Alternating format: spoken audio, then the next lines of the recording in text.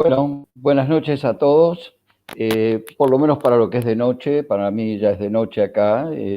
Y bienvenidos a una audiencia muy grande que está, esas audiencias que permite la virtualidad en este momento. Mi nombre es Martín Weinstein, yo soy profesor consulto de Psicología Social de la Facultad de Psicología de la Universidad de Buenos Aires y actualmente director de la carrera de especialización en Psicología Clínica de Orientación Sistémica. Bueno, la Psicología Clínica de Orientación Sistémica, en realidad la clínica sistémica, siempre ha tenido una especial preocupación por trabajar sobre la base de vamos a decir, cierta preocupación por la evidencia empírica en nuestros trabajos clínicos. Esto comenzó ya en la década del 50, cuando fueron los primeros terapeutas que comenzaron a grabar sesiones para poder revisar su trabajo, etc. Es decir, la clínica sistémica siempre también se buscó algún tipo de desarrollo experimental, es decir, utilizar la cámara Gesell y poner varias personas a ver los tratamientos, es decir, de utilizar jueces para ver qué era lo que se estaba haciendo, algo que durante muchos años se desarrolló como una gran búsqueda por estudiar el proceso terapéutico. Hoy vamos a ver una conferencia de Barry Duncan, un hombre que hace muchos años está preocupado por lo que sería una especie de evaluación continua del proceso terapéutico. Algo que tiene que ver con la posibilidad para los terapeutas de mejorar la relación con sus clientes. La intención él lo va a expresar a lo largo de su conferencia, su intención es establecer un diálogo entre el terapeuta y el paciente que le dé voz al paciente en la evaluación del proceso terapéutico. Es algo que es un desarrollo que yo llamaría estrictamente sistémico y muy relacionado a la idea construccionista de este tipo de terapia. Bueno, no quiero ocupar mucho más espacio, le voy a dar lugar a la presentación a la doctora Valeria Bittner, que está coordinadora de nuestra carrera, coordinadora académica de nuestra carrera. Adelante, Valeria. Gracias, Martín. Bueno, muy buenas tardes a todos. En primer lugar, gracias a Barry Duncan por acompañarnos y por ser tan generoso y acompañarnos en este proceso hermoso que es formar terapeutas. Bueno, como dijo Martín, soy Valeria Bittner, estoy a cargo de la materia de grado Clínica Sistémica en nuestra facultad, en la Facultad de Psicología de la Universidad de Buenos Aires. Soy la coordinadora académica de la carrera de especialización. Y quiero presentar un poquito a Barry Duncan. Barry es psicólogo, formador e investigador. Estoy leyendo porque temía olvidarme, así que estoy leyendo, que además baja bastante la ansiedad. Es psicólogo, formador e investigador con más de 17.000 horas de experiencia clínica. Es promotor del proceso clínico de la práctica basada en la evidencia, denominada, y ahora lo voy a decir en inglés, Partners for Change Outcome Management System. Para nosotros en español, Sistema de Socios para la Gestión del Cambio, en sus siglas PCOMS, las siglas en inglés. Barry ha dirigido al equipo responsable de lograr las investigaciones para la credibilidad científica de PCOMS y de su base en la evidencia. Es además el CEO de Better Outcomes Now, la página web de PCOMS que todos pueden visitar y, bueno, pueden acceder a toda la bibliografía y todo el sustento de investigación que sostiene el trabajo que él hoy nos va a presentar. Tiene un libro traducido, Barry ha escrito 18 libros, uno de ellos ya está traducido al español, se llama Psicoterapia con casos imposibles. Sé que algunos de ustedes con los que ya he intercambiado lo han leído. Bueno, Barry viaja internacionalmente dando conferencias e implementando PCOMS. A la Argentina, por razones pandémicas, no pudo venir, pero tenemos la suerte de tenerlo bajo esta forma virtual y gracias también al esfuerzo del equipo de audiovisuales de la facultad, que quiero aprovechar de hacerlo público, se los he dicho en privado y quiero agradecerles el esfuerzo que están haciendo para acompañarnos. Entonces, Barry hoy lo tenemos en forma virtual. PCOMS y esta forma de investigación y de estudio de los procesos clínicos se aplica en 50 estados americanos y en 20 países y ahora en la Argentina. Así que estamos muy, muy contentos. Bueno, si hay algo que creo que caracteriza a Barry y que es, la verdad que es una de las cosas más lindas que, digamos, que creo que él representa, más allá de, por supuesto, todo lo excelente profesional académico que es un apasionado por lo que hace y creo que eso lo define y eso es una de las cosas que más nos gusta presentar y compartir con ustedes en esta actividad de la carrera. Así que, bueno, ahora lo que vamos a hacer es, vamos a ver la conferencia de Barry y cuando termine la conferencia, él va a estar acompañándonos en vivo y entonces ustedes le van a poder hacer las preguntas. Las preguntas las pueden ir haciendo por el chat de YouTube, entonces yo las voy a ir, pegando y para que, porque la traductora, que es Candela, le pueda ir haciendo la traducción a ver y les puede ir contestando, ¿está bien? Así que, bueno, fantástico, creo que ya estamos para empezar entonces. Espero que disfruten y aprendan mucho de nuestra conferencia. Hola, and welcome to today's presentation. I'm very excited and honored and privileged to be talking to you about ideas that I'm very passionate about, and I hope that my passion comes through to you when I'm talking about how you can become a better therapist, which is what we are talking about today over the next hour. First, I'm going to call your attention to betteroutcomesnow.com. There's over 250 free resources at this website, including many things that are translated to Spanish. So feel free to check it out and download some of the free articles that are available there. So I want to start off by telling you about a very important study that was done about depression and the treatment of depression. And in this study, they looked at the effectiveness of psychiatrists who were administering treatments in this study. And they broke the psychiatrists into 3 tiers: the most effective psychiatrist, the middle effective psychiatrist, and the least effective psychiatrist. The clients of the psychiatrists, of the most effective psychiatrists giving placebos, got better outcomes than the clients of the least effective psychiatrists giving the actual antidepressant. So think about that for a second. What the psychiatrist was giving was much less important than who the psychiatrist was. If we do the same thing with psychotherapists, we find that the psychotherapists in the top tier of effectiveness, their clients change 50% more and their clients drop out 50% less than the clients of the least effective psychotherapists in that bottom tier.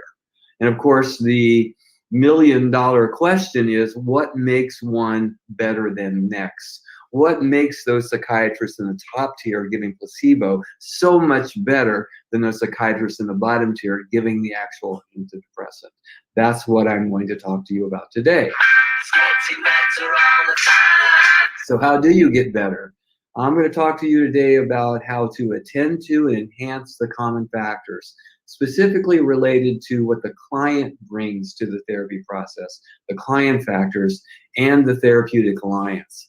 I'm also going to talk to you about how you can track your development over the course of your career, and you can improve your effectiveness by identifying those clients who aren't responding to you. In fact, your clients who are not benefiting offer you the biggest possibility and opportunity for growth as a therapist. So let's get started. We're going to talk about the common factors first, and many of you probably know that the first written rendition of the common factors was written way back in 1936 by a man, Saul Rosenzweig. Was the first person to talk about implicit common factors across all psychotherapy approach. In fact, he said that all approaches work equally well because the factors common to all. I was greatly honored and privileged to be able to meet him.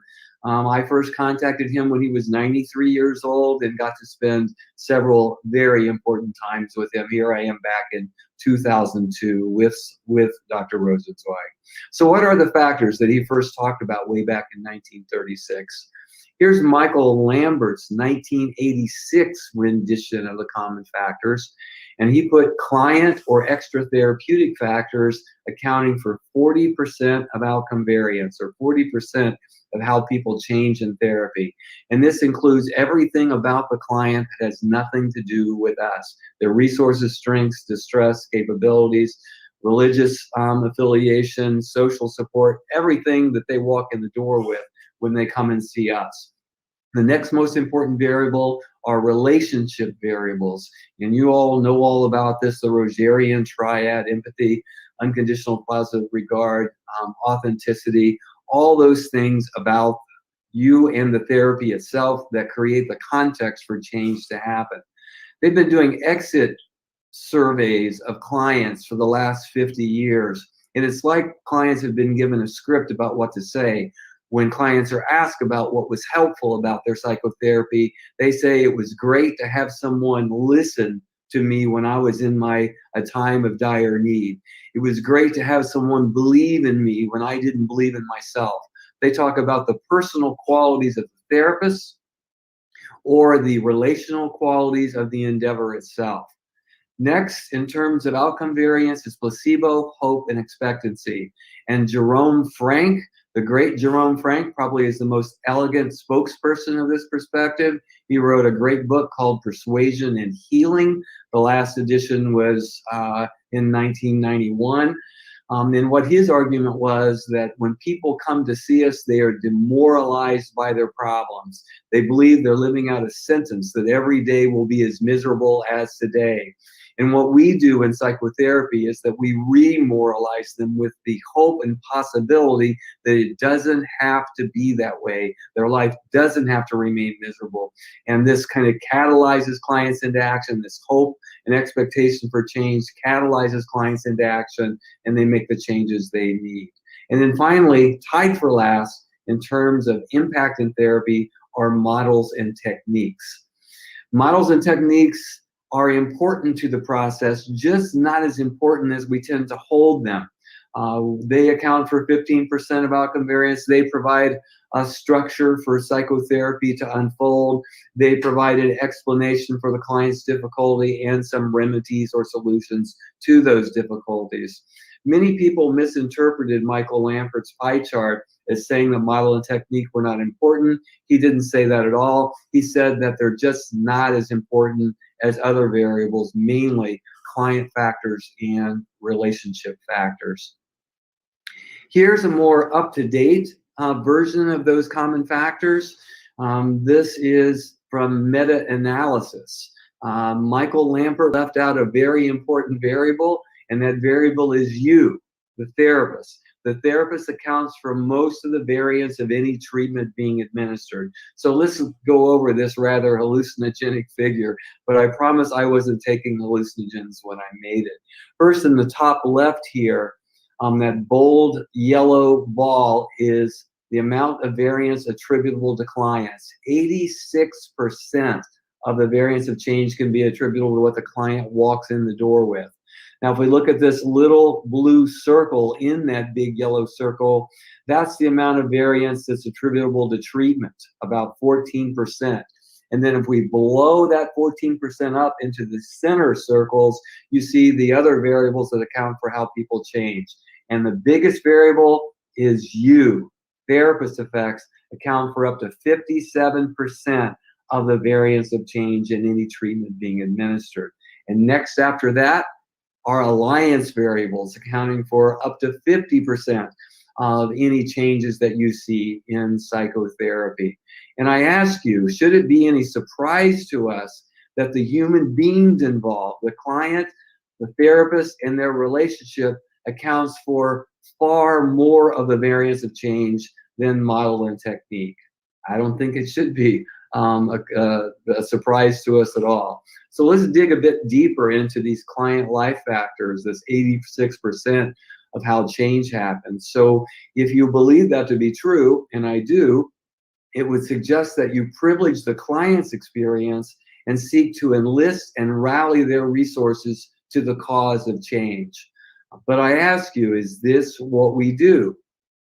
And our field has been kind of into what I call the killer Ds. In English, it's dysfunction, disorder, disability, disease, deficit, damage. The great irony of our field is all these ways of looking at people have never been related to outcome in any way.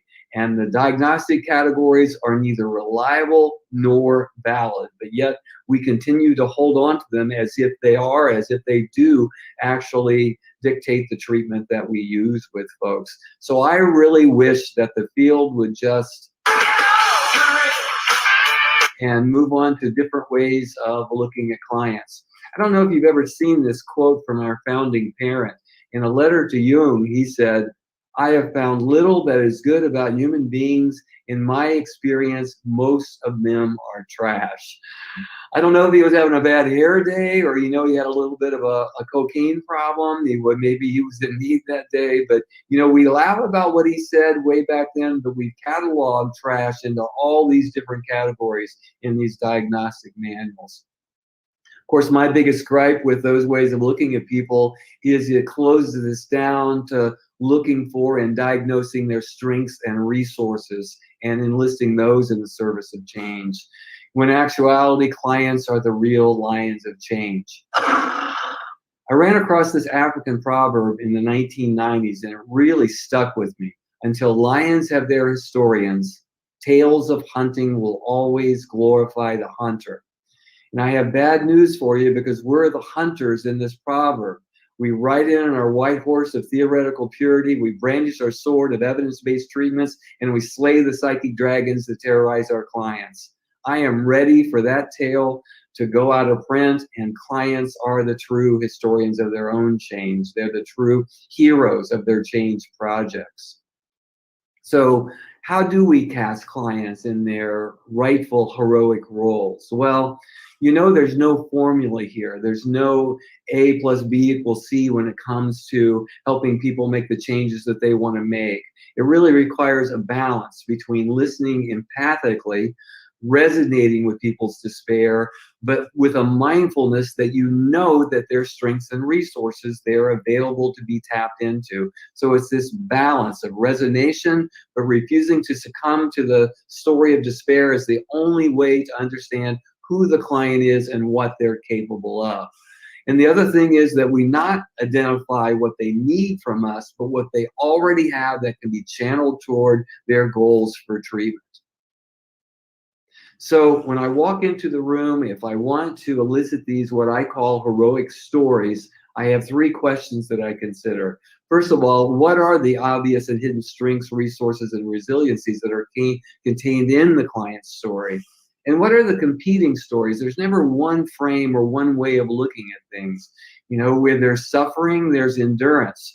Where there's pain, there's coping. And my very favorite, where there's desperation or despair, there's a desire for something different. And I'm going to tap into that side or those sides of the story. And of course, what is already there that can be recruited or enlisted in service of the client's goals. Of course, our task is to find ways that we personally resonate with, that we can be authentic when we ask to get at these parts of clients. And a favorite one of mine, of course, there are no magic questions. There are only good conversation starters to get at these things. But one of my favorites, especially when clients don't see much good about themselves, is a narrative-informed question. It goes like this. Who in your life wouldn't be surprised to see you stand up to the current situation that you find yourself in and prevail? And once they have a comment to that, most people do have an answer to that. There's someone in their life that still believes in them, living or dead. You say, what story would they tell me that gave them that confidence in you if they were sitting here right now? So that's the question. I want to tell you about a client that I saw that I asked this question to, and then what happened thereafter. I had a relationship with Child Protective Services when my practice was in Boca Raton here in Florida. And I saw many clients who were referred after their children had been removed by Child Protective Services, and I worked with them for reunification, etc. And one day I had a client referred to me who just had her 3 children removed from her. And they removed her children because she had started using crack again. And they had a contract with her that if she started using again, that they would indeed take her children away from her. So this is the stories that this woman brought with her, the story of a crack-addicted mom who had her 3 children removed.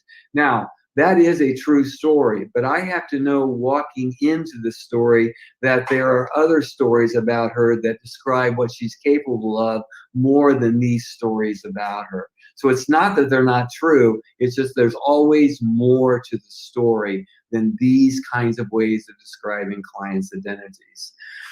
So I saw this young woman, and I know you've had a session with a person before where you're really working hard to get them to open up to you, to say something to you, and they just close you down. They look down, they have one-word responses, and that's exactly what this young woman was doing. She was tight-lipped, she was holding a handkerchief, she was obviously very distressed and very angry about what had happened to her. I was just another cog in the wheel of the machine that took her children away. She was mandated to see me.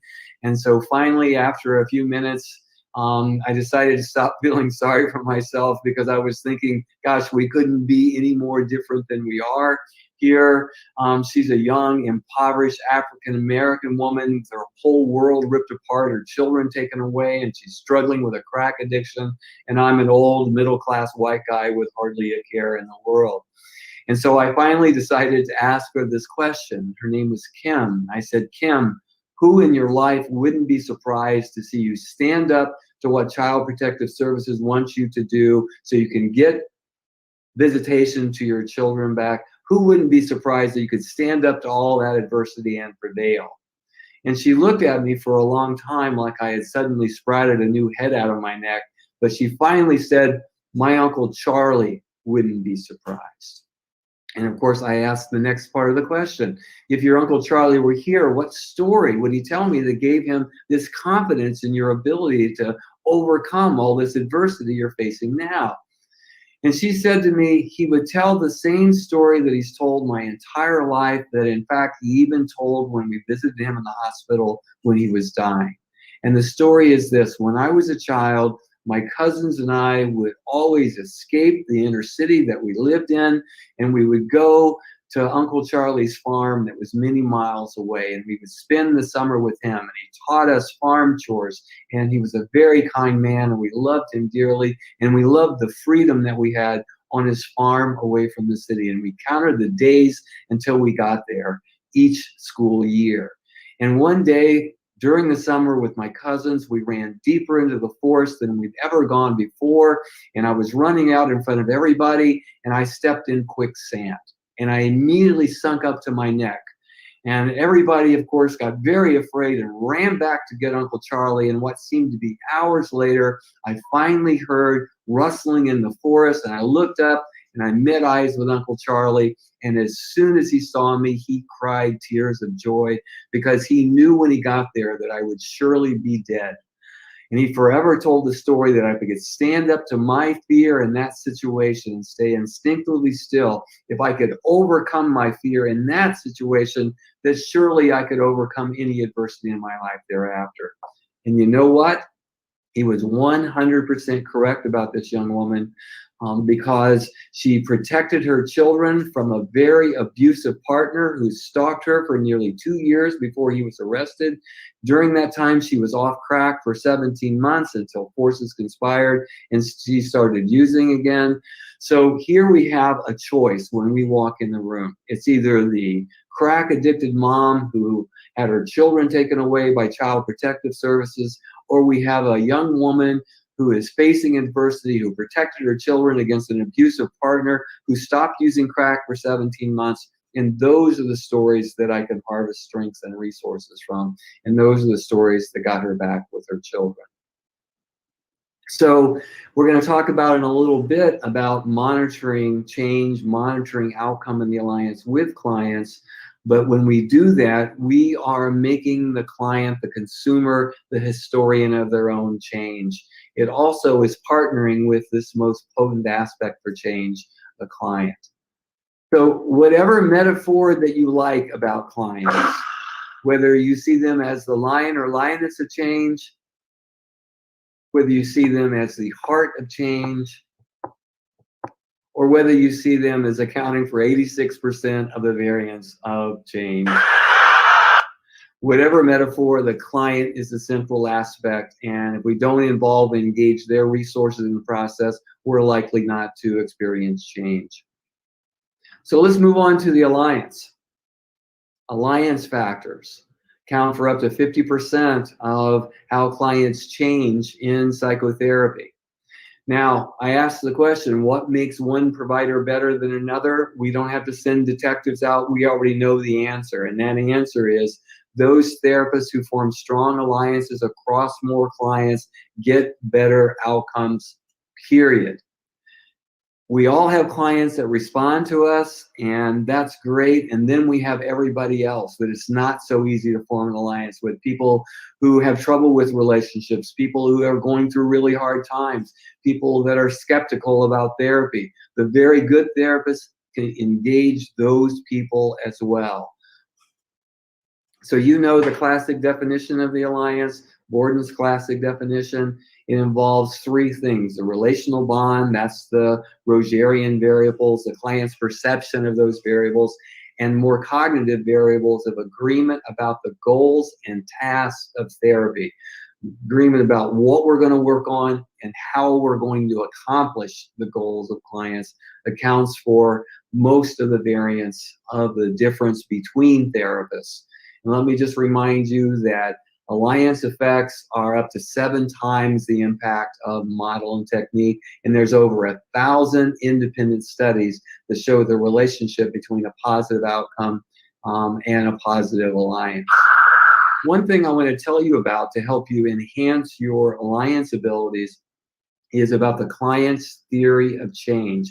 This is a way to make sure you are on the same page with client about how they think they can be helped, so that you can complement their viewpoint with the ideas and strategies that you use in therapy. I call that the client's theory of change. And it's a very simple thing to implement, just asking clients about what their ideas are about how they can change, or if they've given it thought. A lot of people have given it thought. People read a lot now on the internet. They watch TV. They have ideas about how they can change. And if you can implement their ideas or complement them with your strategies, they're far more likely to carry them out. The client's theory of change. So it just makes sense to ask people about their own ideas about how they can be helped. You know, traditionally, the search has always been for interventions or techniques that promote change by validating the therapist's favored theory. Think about that. You know, we do what we know, and when change happens, it validates our own view of how change happens. Serving the alliance requires taking a different approach. It's searching for ideas that promote change by validating the client's view of what is helpful, or what I've called the client's theory of change. I wanted to show you an example of that. And you know, when the alliance is in trouble, this is what you face. As tenacious as you are, if the alliance is in trouble, this little girl is not going to be able to keep this client in therapy. So I wanted to give you an example of this. This is from a project I did called Psychotherapy with Impossible Cases. In fact, wrote a book, and it is translated to Spanish, by the way. But this was my favorite client from that study, and it's a 10-year-old child.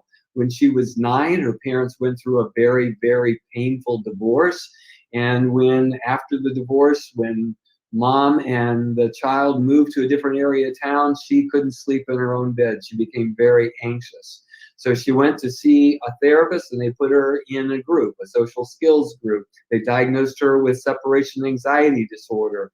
And after individual and family therapy and medication and seeing an abuse specialist because they believed that she had been sexually abused, after a year of all of these treatments, including antidepressants, there was still no change. And in fact, the problem had gotten worse, starting with not sleeping with mom, with nightmares and night fears, with increased anxiety, with behavioral referrals from school, and finally academic failure at school. After a year, mother demanded an outside of agency referral, and that's when we were doing our project. And I was the therapist that got to see this now 10-year-old child in our project. In our project, you had to be at least a year in multiple therapies without change to be referred to our project. So I was the lucky therapist that got to see her. We saw all of these clients as a team. And I asked her right away, I said, Molly, what do you think you need to do about this sleeping in your room problem? And she looked at me in a quite astonished way, and she said, I'm glad someone finally is asking me my opinion, because I believe if I barricade myself in my bed with stuffed animals and pillows, I'll be able to ward away the fears and sleep in my own room. And I was having a particularly smart day that day, and I said, that sounds like a good idea, Molly. And guess what? She slept in her room from that day forward, and the other problems resolved relatively quickly as well. Now, I tell you that story. It's a very funny story, and it's true. It actually happened. But I also want to show you what Molly said in retrospect about why her previous therapies didn't work. I interviewed all the clients in our project, and you probably won't be surprised to know that 90% of them point to alliance difficulties as why their previous therapies didn't work. And you will learn everything you need to know about the alliance in the next 4 minutes from Molly.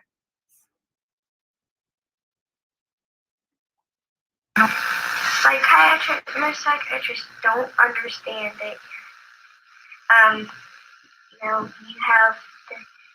you also have the solutions for yourself, but they say, well, let's try this, let's try this, let's try this, and you're not helping, and they're not helping because, you're like, I don't really want to do that. Mm-hmm. And you asking me what I wanted to do with my room got me back in my room.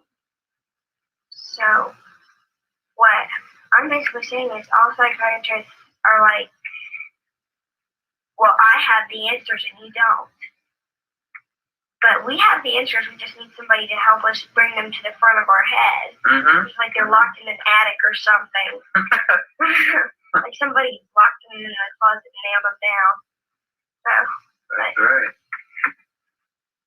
I mean, it's a lot better when you ask the person what they want to do, and they usually tell you what they think would help, but didn't know if it was going to help and didn't want to try. Mm-hmm. Mm-hmm. But like you say, the person has to want to help themselves and stuff. Mm-hmm. And Mom also says that. Mm-hmm. And most people do. Mm-hmm. Most people do. They want to help themselves to feel better, and a lot of times it just makes best sense to find out what they've been thinking about. And I knew that you had seen other therapists about not being able to sleep in your room, and they had made suggestions, but yet it didn't help. It didn't help. I mean, I didn't want to do it because they weren't my idea and they didn't seem right. Mm-hmm. Like, if it works, you're not going to get all the credit. Mm-hmm. And you're going to want credit for doing it and everything. But because the psychiatrist told you to do it, you're not going to get as much. Mm-hmm. Mm-hmm. And I'm not being greedy or anything, but you want to do it yourself. That's right. And and it's like, you want to be proud of what you've done. Exactly. Exactly. So, I feel better now that I came up with a solution to sleep in my own room, and I did it. And I'm proud of myself, and I couldn't be proud of myself if you had told me, well, how about you barricade yourself in with pillows? And maybe that'll work. Mm-hmm. Mm-hmm. because I wouldn't feel like I'd done it. So basically what I'm saying is you don't get as much joy out of doing something when you've thought of it. Mm-hmm. You get a lot of joy out of that, but when somebody tells you to do it and it works, you don't feel as proud of yourself. They haven't asked me what I wanted to work on. Okay. They ask me questions about the subjects, and I'm like, I don't really want to answer these questions because shouldn't I be telling you what I think about this? I mean, you're not here to tell me my life or anything. So, I mean, like, I should come in and tell the person, like, well, this is happening with this situation, and this is happening with this situation. Mm-hmm. But if they're saying, well, your mom tells me that your dad's doing such and such a thing, or your grandfather's doing such and such a thing, and then there's more stuff, and it's like, since when did I start having problems with that? They are basically telling you what they want to do, and that they want you to do it. And it's like they think that there's something almighty power or something.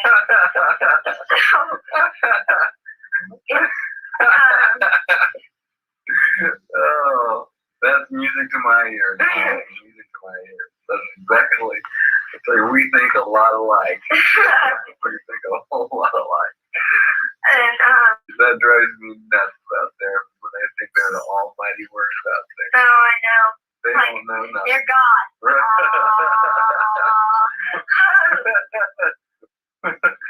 It's like, hang on, I'm also somebody.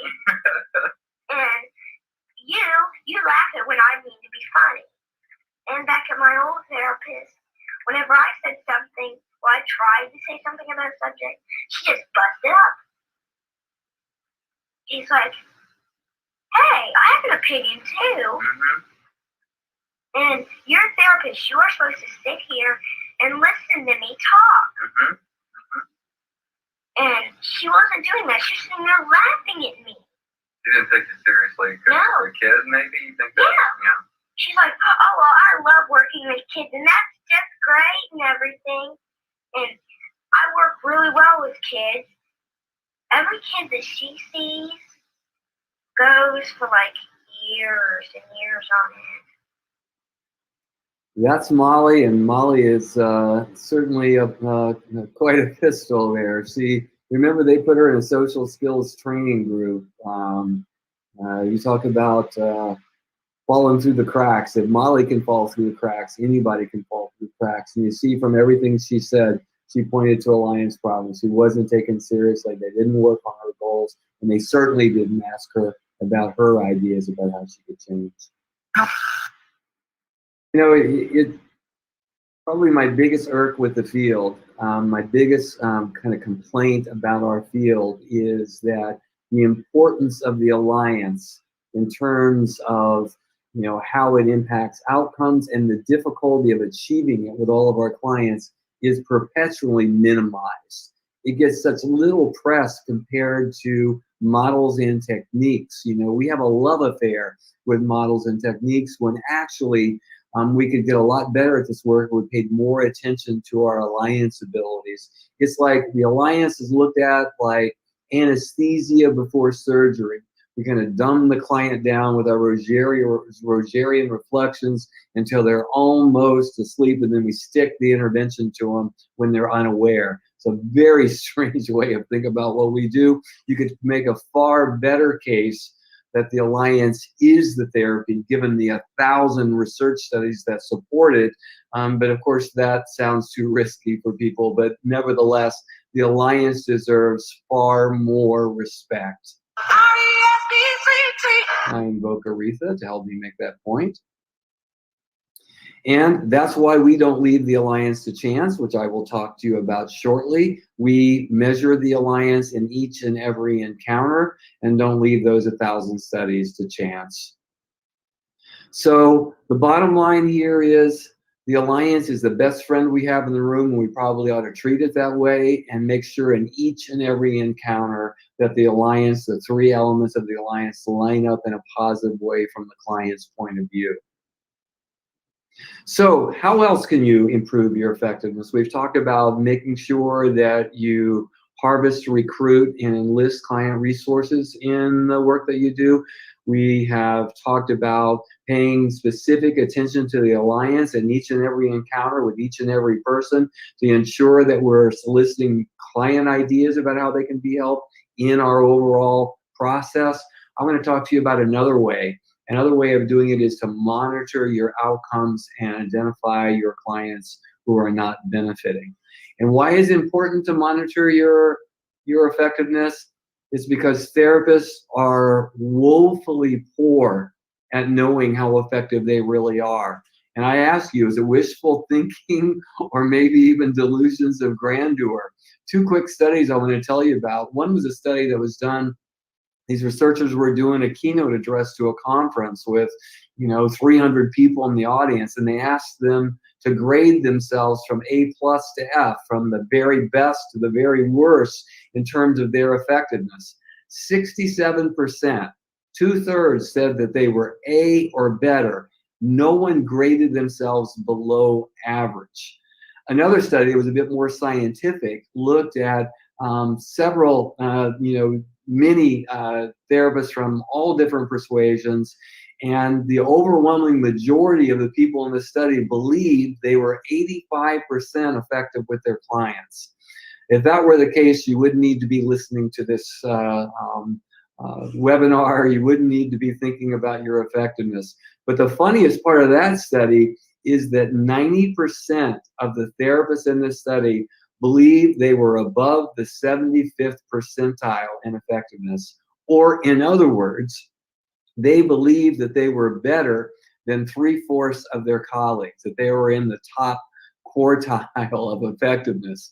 Now, if you remember about the bell curve, we're not all, in the top tier of effectiveness. A lot of us are decidedly average, and all of us aren't in the top tier of effectiveness with our clients. So how do we avoid wishful thinking or delusions of grandeur? Well, you measure your outcomes, and one way to do that is the Partners for Change Outcome Management System, or PCOMS for short. What is PCOMS? Well, it's called many different things. You know how our field is. We take the same thing and we call it by 5 different names. A rose by any other name, I guess. It's called systematic client feedback, which is what I like and what I've called it since the very beginning. It's called routine outcome monitoring. It's called measurement-based care. It's called progress monitoring. I always like systematic client feedback because it puts the client in the middle where they belong. But PCOMS uses 2 4-item scales to solicit clients' views of whether or not they're benefiting from therapy and their experience of the therapy or the alliance from their point of view. So it's for any service that seeks to help clients and know it, and who want to form strong relationships with their clients. And by definition, PCOMS privileges clients. It tries to make the whole collaborative process egalitarian as possible. And what does it do? Well, it provides data.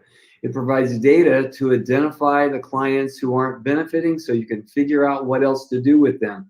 And in service of addressing people who aren't benefited, it encourages you to step outside of your everyday practice and learn new things and do different things and therefore evolve and get better as a therapist. It also is a way that we can report to funders and outside organizations and government organizations to prove that psychotherapy is effective from the perspective of the person who matters most, the actual consumer of the service. And then finally, it is a way to accelerate your development, which is what I'm going to talk about with the rest of our time. So PCOMS is designed to look at and solve psychotherapy's problems. And here are the problems. Despite overall efficacy, Dropouts are a problem. Not everybody benefits. As I talked about earlier, providers vary significantly in their ability to secure positive outcomes, and most therapists don't have a clue about how effective they really are. And of course, PCOMS provides the remedy for those problems by giving the outcome rating scale at the beginning of the session. So by session, we know where the clients are benefiting, so we can do something different if they're not. And at the end of the encounter, we give the 4-item alliance scale called the session rating scale to check in with the client's experience to make sure that the relationship is going well, that we're working on what clients want to work on, and the ways that we're working on is a good fit for the clients that we are seeing. So this isn't really rocket science. PCOMS simply identifies those people who aren't benefiting and proactively and collaboratively addresses the lack of benefit and hopefully figures out other avenues that can help the client move forward. But of course, the question is, when you do this with people, does it actually improve outcomes?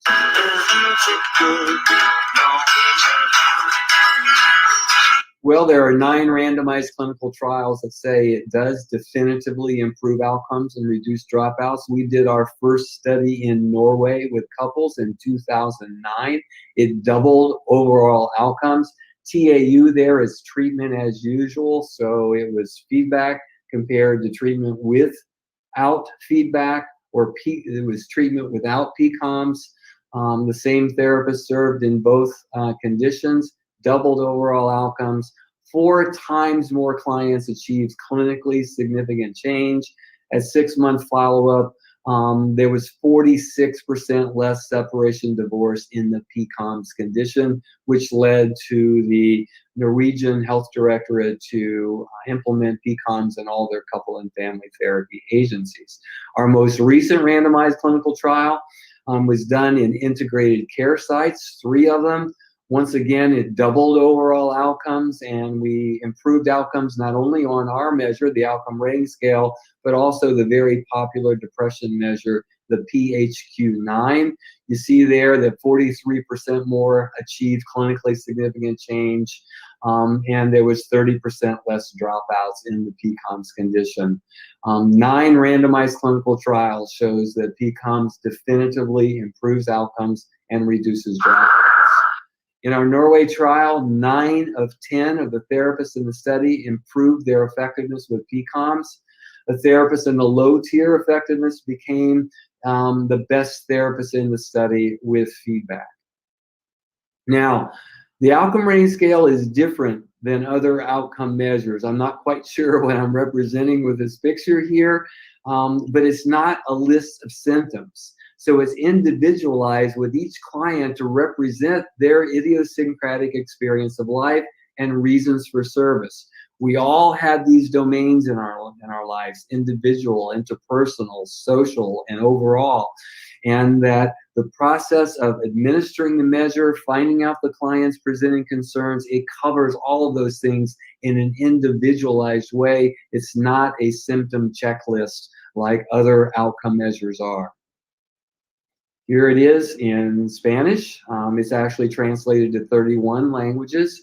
Here it is electronically. The entire electronic system is translated to Spanish as well.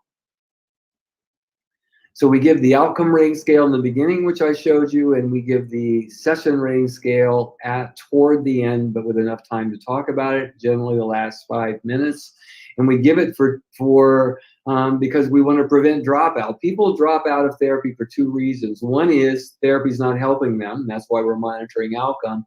And 2 is because for whatever reason, they're not engaged. There's alliance problems. And so that's why we have to measure the alliance as well.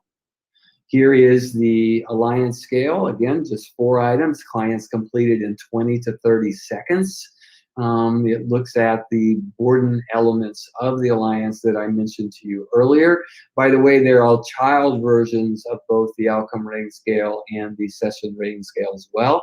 Here is the electronic version in Better Outcomes Now. So there's a couple of ways not to do the session rating scale. Here's one of them. Go ahead. Make my day. We don't want the client to think that we're going to be angry or our feelings are going to be hurt when they give us actual feedback about the alliance.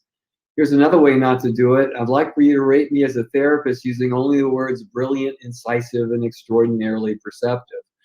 We're not out for compliments when we're asking for alliance feedback. Actually, we want the clients to let us know what we could do better for them.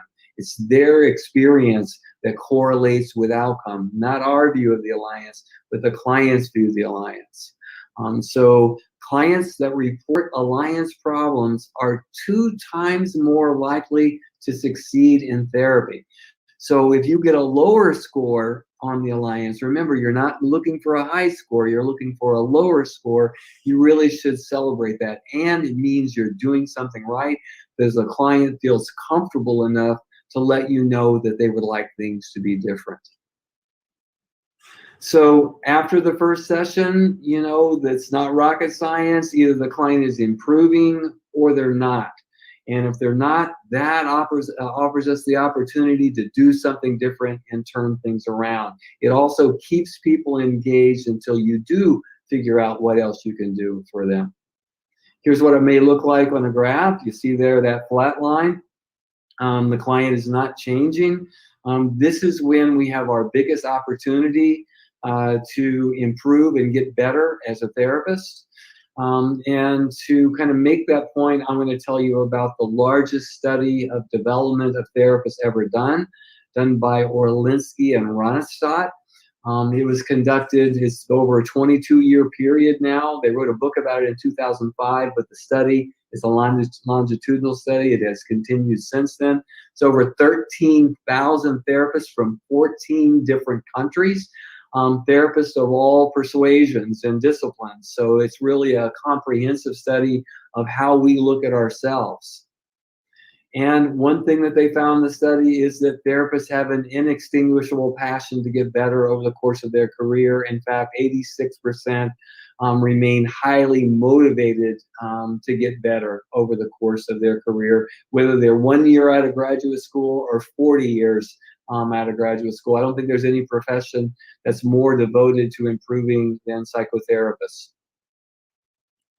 What they found in the study is that therapists do a continual retrospective evaluation of whether or not they're improving. That we're always looking for evidence of our mastery as therapists. So we're saying, am I a better therapist than I was last year?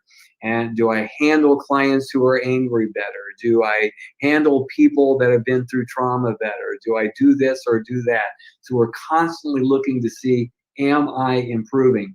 Of course, if you're not measuring effectiveness, you don't know whether or not you're improving. You may hope that you are, but you really don't know.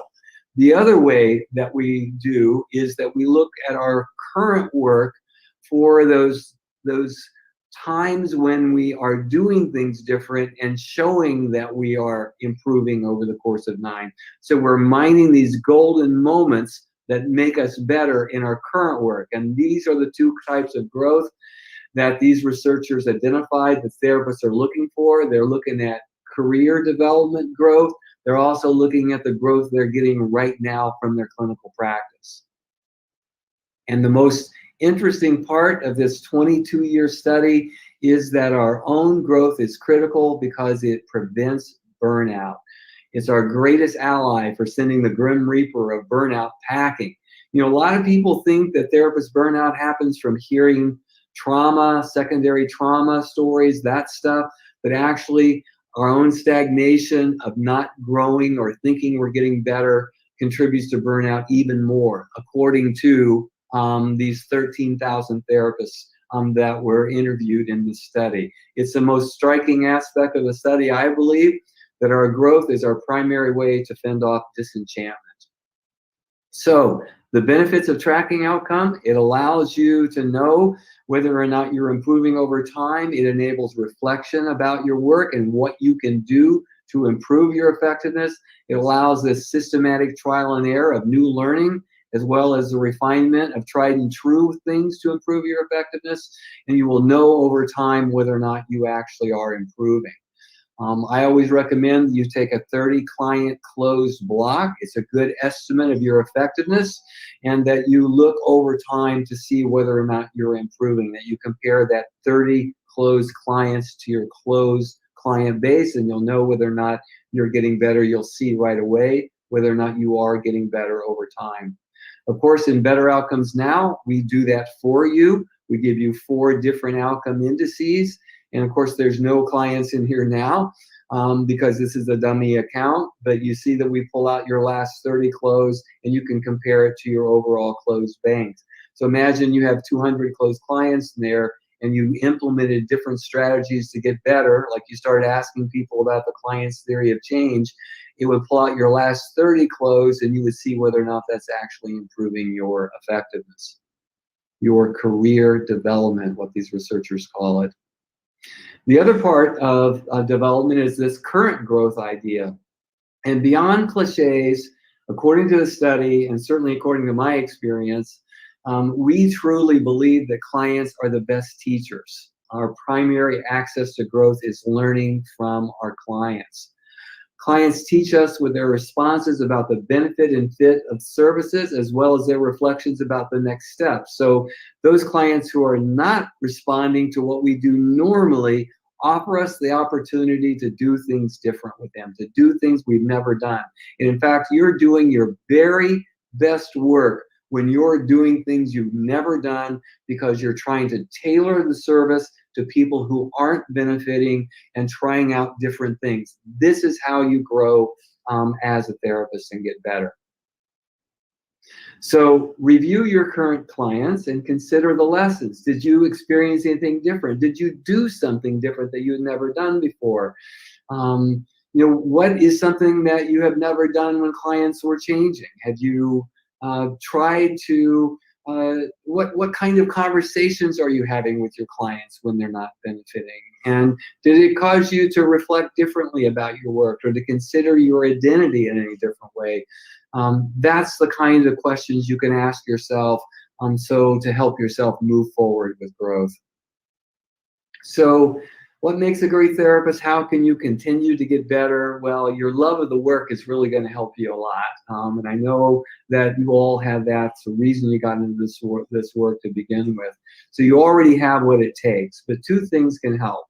One is your commitment to monitor the outcome of your services over time, so that you take out the wishful thinking, you take out the delusions of grandeur, and you really know definitively, so you can take proactive action to improve and see whether or not your action is actually improving. The second thing is your investment in yourself, in your own growth and development. Keep your development on the front burner. Continually reflect about that and your role and your identity and how you can improve. Client feedback, PCOMS, provides the method for both, your compass for the journey, and as I said, your love of the work provides the rest. So based on what our discussion today, here's my recipe for getting better over the course of your career. First of all, if you add feedback to your work, if you add PCOMS, it improves outcomes more than anything since the beginning of psychotherapy. I know that sounds like hyperbole, but it will improve your effect size by as much as 0.4, if you know kind of what that language means. Michael Lampert says that your clients have a 3.5 times higher likelihood of achieving reliable change if you add feedback to your work. The heart of change, the lion of change. Clients account for most of it. So rally, recruit, and harvest their resources. And of course, then there's the soul of change, the alliance, that tried and true but often neglected old friend. Work on your alliance skills. Ask about the client's theory of change. Pay attention to the alliance in each and every session with each and every client. And then finally, don't ever take your mind off your own development. Keep it on the front burner. Stay focused on it. Track your outcome and see how you're improving over the course of your career. Thank you very much for your kind attention. I hope that some of this is useful to your work.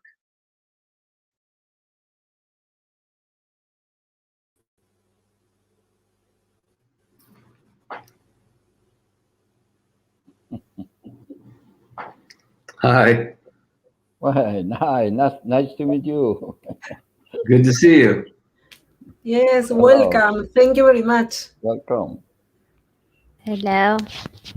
Hi. Let's start to the...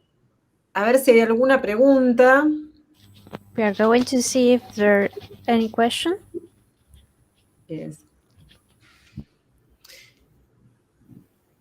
Cande, ¿querés que... perdón, les cuento a todos, Cande es nuestra traductora, así que así yo evitaba el Spanglish. Así que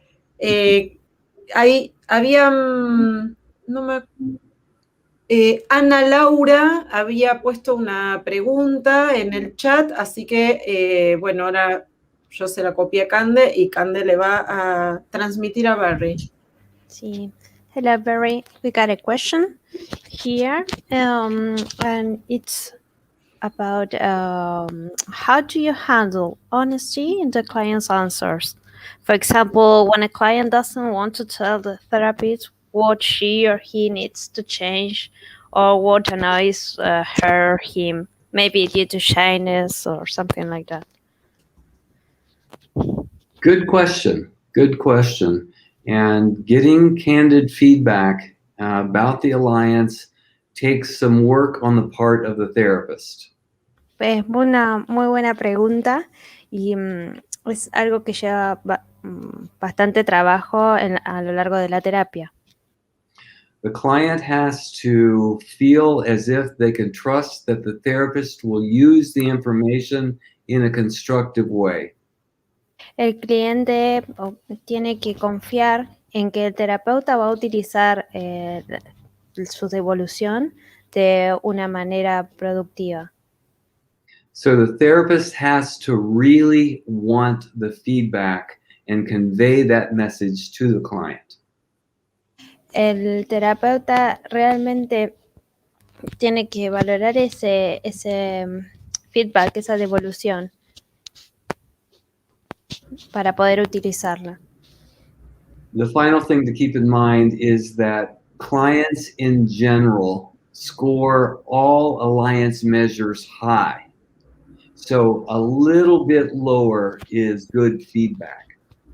Tienen que tener presente que por lo general se espera una puntuación alta, pero lo que realmente vale es una puntuación más bien baja. Lower scores are to be celebrated.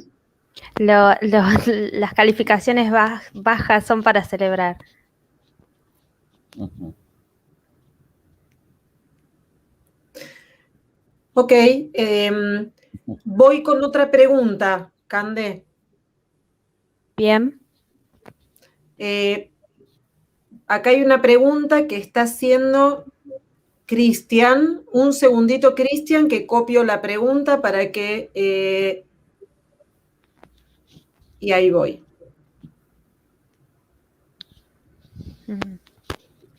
Bien, Barry. Dice... No comprendo la pregunta bien, ¿vale? ¿Vos me la podés? Se refiere a que si los cuestionarios o las escalas, siendo tan cortas, la escala el SRS, si al ser tan corta nos da suficiente información sobre la alianza. Perfecto. O sea, la pregunta se refiere a que es muy corta la escala. Ok. ¿No? O sea, tiene pocos ítems. No, ahora sí. Ok. People here asking if the information we get from the scale is enough, because they think it is very short. Another very good question. Otra pregunta muy buena. And what the information that we glean from a very brief scale is first the level of distress that the client is experiencing. Perfecto. Bueno, justamente la información primaria que se obtiene de esta escala es el nivel de angustia que tiene el paciente. And then the other nice bit of information, we get to know the area of the client's life that is distressing. Y también podemos observar cuál es el área de la vida del paciente que se encuentra en esta depresión. The outcome rating scale starts out as a general look at the client's life and then evolves through the therapeutic conversation to a specific representation of the client's reasons for service.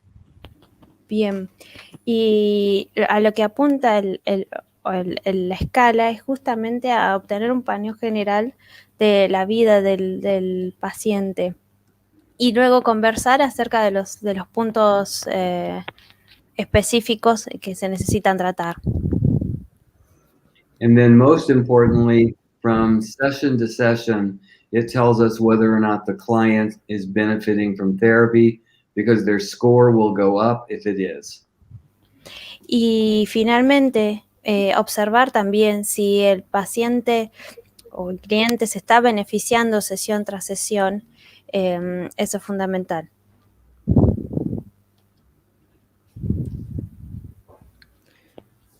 Ok, thank you. Tenemos otra pregunta, Cande, que puse.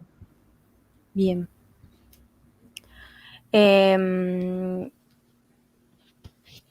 Very, in case of children hours,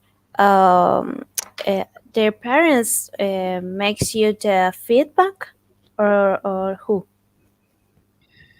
Yes, there are, the scales are for children as well. And the way that we deal with youth, both young children, 6 to 12, and adolescents, is that we ask both the youth and the parent to rate how the youth is doing.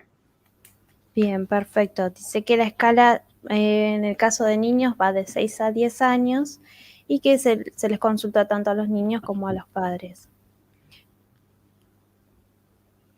Las escalas de niños, a ver, agrego algo, las escalas de niños tienen unas caritas muy simpáticas que están adaptadas para que los niños contesten a partir de ver las imágenes, de estar más contentos o menos contentos. Ok, voy con otra pregunta. Espérenme que voy llegando, ¿eh?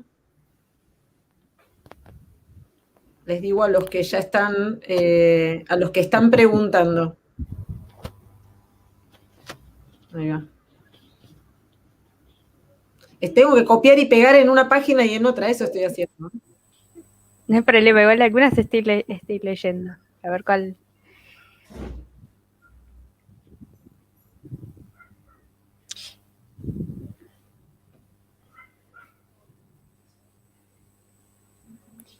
Vale, consultante. No sé qué es lo que Consultante es el cliente, Cande. realmente. Claro. Cliente, y se refiere al ejemplo de la paciente adicta al crack. Here's another question. The fact that the person knows the client, do you think that they can overcome the situation that they are going through?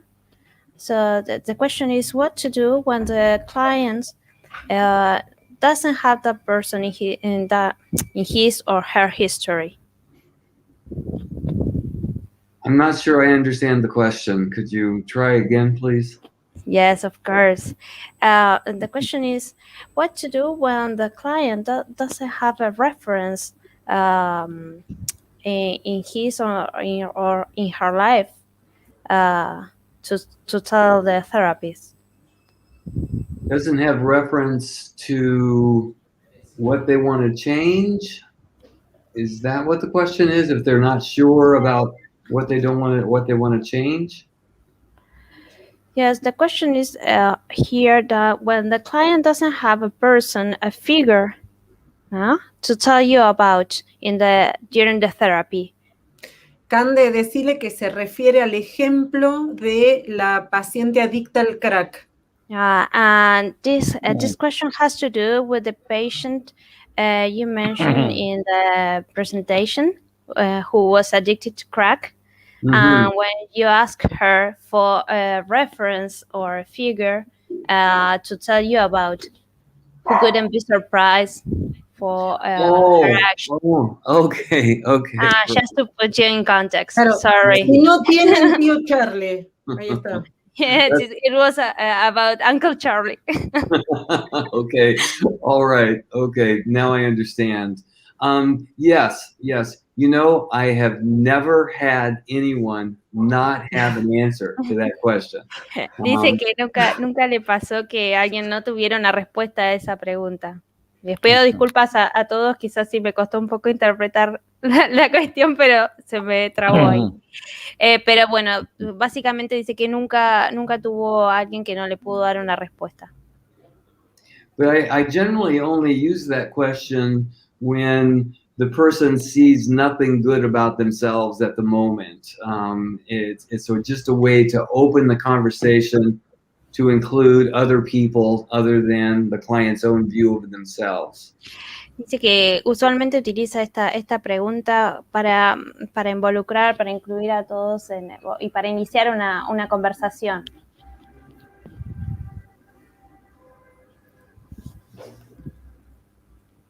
Bueno. Otra pregunta.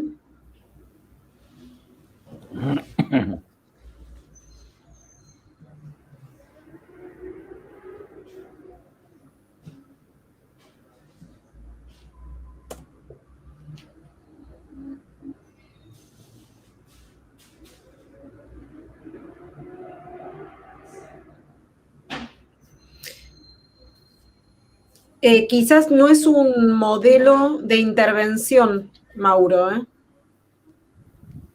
Ahí está, Mauro.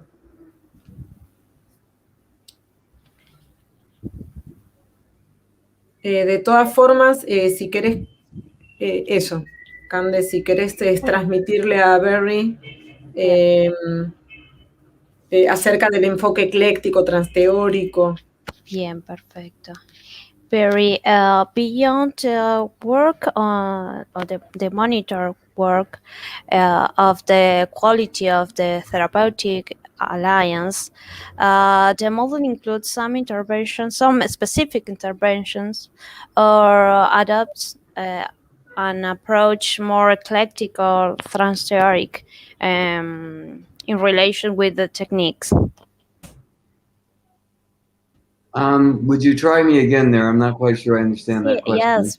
Beyond the work over the monitoring of the quality of the therapeutic alliance, the model involves some specific interventions, or does it adapt a more transtheoric or eclectic approach related to the techniques? So, if I'm understanding the question, the alliance measure includes the approach question, and it simply asks the client whether the approach of the therapist is a good fit for them. So it does then behoove the therapist to be flexible in their approach of model and technique. Bueno, dice que es el terapeuta quien debe ser un poco más flexible, que la alianza, si bien se utiliza para medir, es el terapeuta quien debe ser un poco más flexible sobre esto. Ok. Una pregunta más.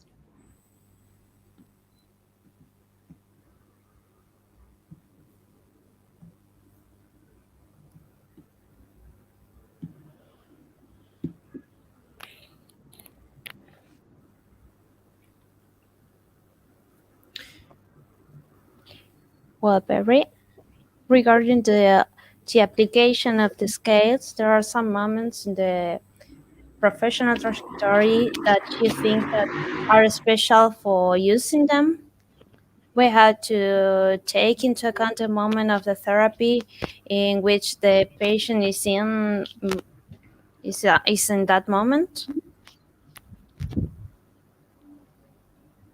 So, Again, I'm sorry that I'm having a No, hard it's time okay. understanding the Regarding question. regarding the application of the scales, do you think that there are some specific moment when a therapist has to use them? Okay. Do they have to take into account the moment in which the client is in therapy or not? Well, I use the measures in each and every encounter. They take so little time for the client to take and to interpret, to discuss, that I do it every single time. Perfecto. Dice que él utiliza las escalas en cada una de las sesiones. Siempre toma un momento con los pacientes para poder interpretarlas y conversar al respecto. It's like a brief checking in process with a client where they can give me their information about whether or not they're benefiting from the therapy. And then that really directs what we do in the session. Bien, es una buena manera de poder verificar lo que están haciendo en la sesión. If they're benefiting, we keep on doing what we're doing, the plan. If they're not benefiting, we talk about whether or not we should change what we're doing. Bien, si se están beneficiando, continuaremos trabajando en lo que venimos en la terapia y si no, se puede entonces observar qué es lo que podemos mejorar y cambiar. Another question. Okay. ¿Qué puntos considera más importante a trabajar el terapeuta para su propio desarrollo personal? Profesional, no personal, profesional, Cande. Perfecto. What do you think that the most important points to work as a professional for their own personal development as a therapist, no?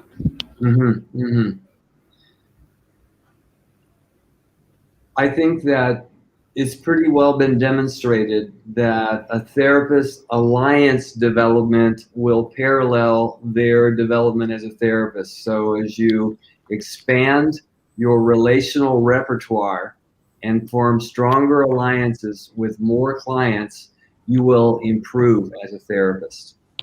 Bueno, y él dice que está claramente demostrado, ¿no? Que si se trabaja paralelamente en la mejora de la alianza, indefectiblemente van a ser mejores terapeutas. The alliance is our craft, and the way a craft is, the more you develop the craft, it becomes art after a while. Este es como un borrador, pero una vez que se va trabajando, se convierte en un arte.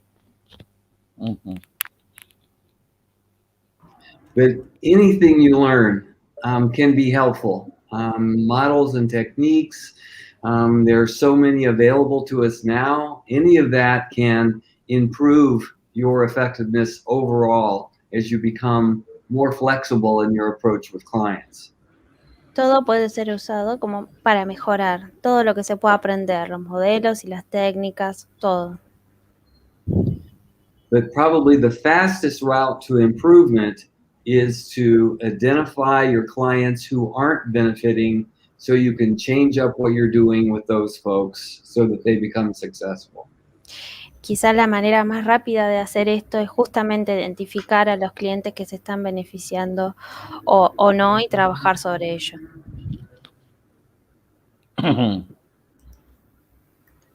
Ok, otra. La próxima pregunta es, ¿qué influencia tiene, no cuál es la influencia, qué influencia tiene el estilo del terapeuta en los resultados de la terapia?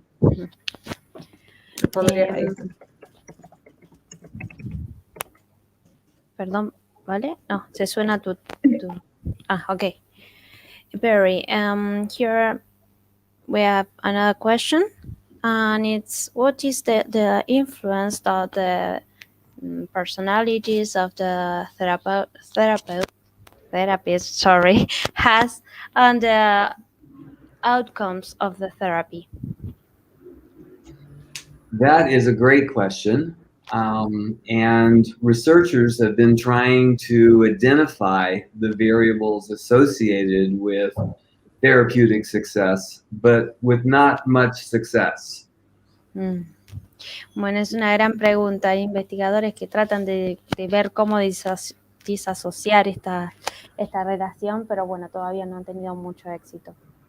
It's actually funny because they've tried to see and find that increased self-awareness or insightfulness leads to being a better therapist. Sorry, Barry, could you please repeat that? Sure. So they tried to establish a relationship between self-awareness of the therapist and insightfulness of the therapist and relate that to positive outcomes. Es gracioso porque ellos trataron de encontrar una relación entre su propia conciencia y lo que implicaba esto, pero no pudieron llegar a un resultado exitoso. But there is no relationship between personal insight or self-awareness and positive outcomes as a therapist. So you can be blandly insightless as a therapist and still be a good therapist. Pero no hay una relación realmente directa entre las personalidades del terapeuta y los resultados. Those don't seem these variables that are important. One variable that has emerged lately is therapist humility and openness to feedback during therapy. Bueno, realmente lo que dice es que uno debe apelar a lo que es la humildad del terapeuta y estar abierto a escuchar al cliente o al paciente. But that seems to be an eternal question that people will continue to research, but just not much available yet. Pardon, sorry, Barry, could you please repeat? Just that is an open question, and many people are interested, but nothing really definitive has been answered beyond what we already know about alliance. Si bien es una pregunta muy común, no es algo que afecte directamente a los resultados y a la relación, ¿no? Y a la alianza.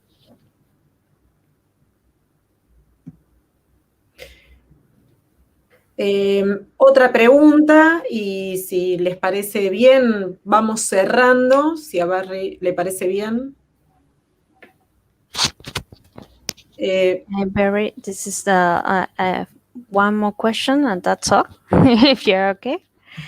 Here, people is asking whether if PCOMS can be used independently of the model, of the theoretical model of the therapist. That's a great question. And yes, PCOMS is a-theoretical or trans-theoretical. It can be applied to any model of therapy. Sí, dice que PCOMS puede ser utilizado en cualquier modelo teórico de terapia. And it's free for your personal use if you would like to download the measures from betteroutcomesnow.com. Y es gratuito, pueden descargarlo de la página de Better Outcomes Now.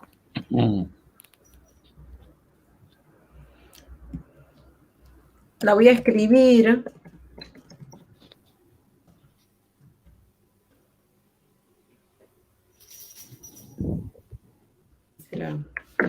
Ok, tenemos un minutito para alguna pregunta más.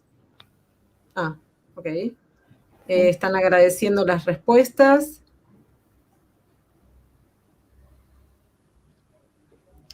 Bueno, no sé si les parece, vamos cerrando. Cande, por favor, no sé si Barry quiere hacer algún comentario más como para cerrar. Barry, we are almost at the end of this conference, but Valeria is asking whether if you have something to add.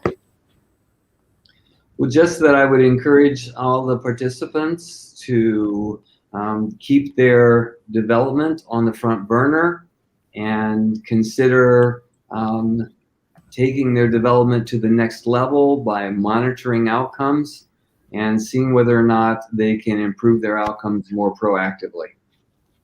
Bueno, él básicamente está recomendándoles a todos que mantengan su desarrollo profesional en primera línea, que monitoreen los resultados y, bueno, básicamente esos son sus consejos.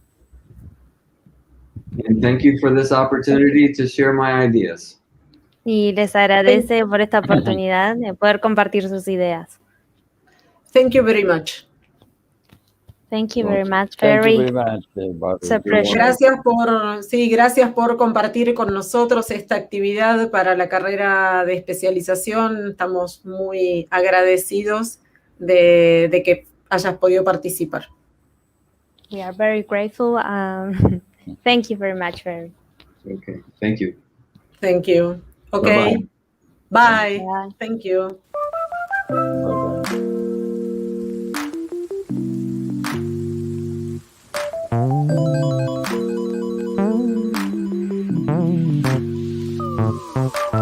Bye-bye.